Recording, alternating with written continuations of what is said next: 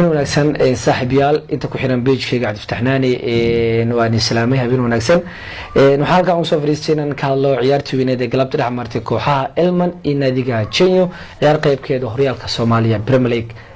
dhacdada ka dhacday halkaas stadium Muqdisho waxay ahayd dhacdo ay qaarkood taageerayaasha aysan ku farxin halkooda karanay kuwa ugu badan ay ku farxeen dhacdadaasi taas oo aan kala jeedo kooxda jaaliyaasha Elman oo ah kooxaha ugunta kuweyn kooxaha ugu horyaalka badan horyaalka Soomaaliya Premier League ayaana u dhacday horyaalka heerka labaad ee Somali Division 1 halka Genyo sanadka la soo dhaafay ka soo dalacday horyaalka heerka labaad ee Somali Division 1 ay naga ku sii ahaanado xil ciyaareedka soo aadan horyaalka Soomaaliya Premier League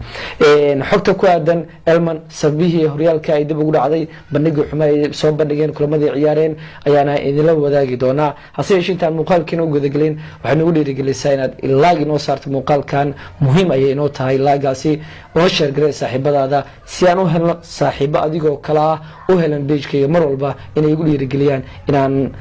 kor u socdo ama hor u socdo waad ku maasantihiin ila jooggaada waxay inoo tahay muhiim la jaanqaadkan waxay inoo tahay mid ahmiyad gooni aan sii karto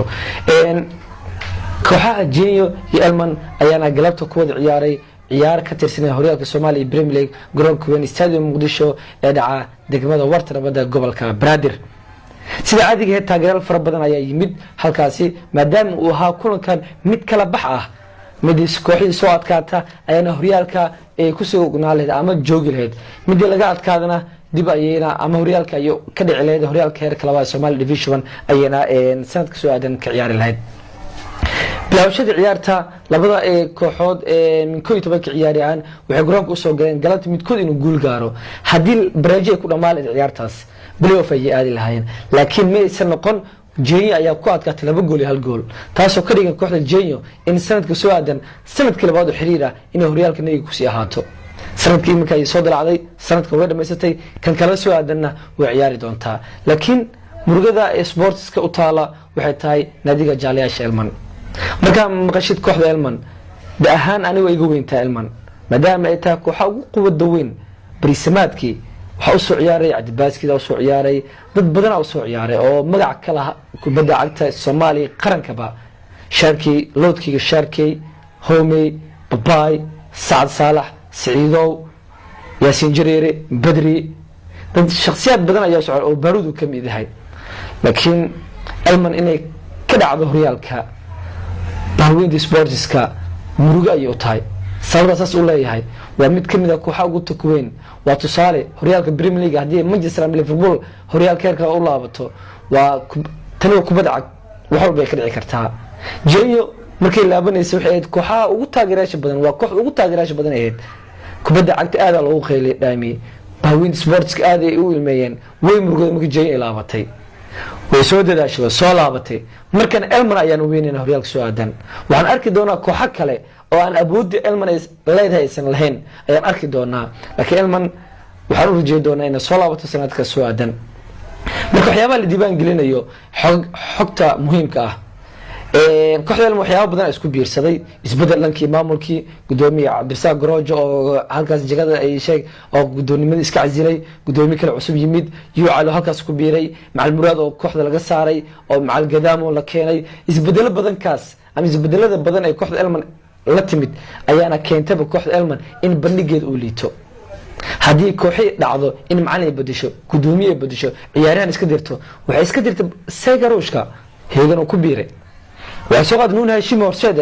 inkastoo kulan galabta jaalooyin ku maqnaa mahad barra sidoo kale ka maqnaa kooxdan marka isbedelka maamulka ayaana saameyn badan ku yeeshay kooxda Elman sida baaweynta ay qabaan silmadana kooxda Elman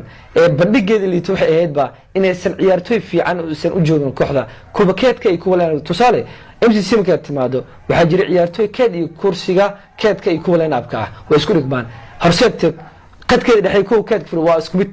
marka meesanaysan keedka oo kooxdaasi ay ka fuji karaan kulamada noocan oo kala galabta marka Genyo galabta wuxuu ku adkaatay 2 gool iyo 1 gool waxa soo xadir garoonka taageerayaasha ugu fara badan ayaa soo xadir ciyaarta markay dhamaatay sida muuqaalka iminka ugu jeedaan waa taageerayaasha garoonka ayaana soo xadiray garoonkay soo galeen waxayna noqdeen ba kuba aad ugu farxaba soo laabashada kooxda ama ay sii joogista kooxda Genyo horyaalka Soomaaliya laakiin ciyaartoyda Elman taageerayaasha qaarkood way ilmeeyeen aad ay ugu xumaadeen laakiin tan kubadda cagta waa cad iyo madow waa cad iyo madow marba adaa leh marna kooxda kale leh laakiin Elman way dadaashay dadaalkeedu wuxuu noqday baa ugu dambeyn laga adkaaday 2 gool iyo 1 gool marka sanadkan horyaalka waxa ka haray kooxaha Elman iyo Geeska Afrika sanadka soo aadanna kooxo dhowr ayaa imaan doona horyaalka division 1 ay ka soo kici doona oo horyaalka heer koowaad imaan doona marka Elman wayna deysay waxaan arki doonaa sanadka soo aadan iyo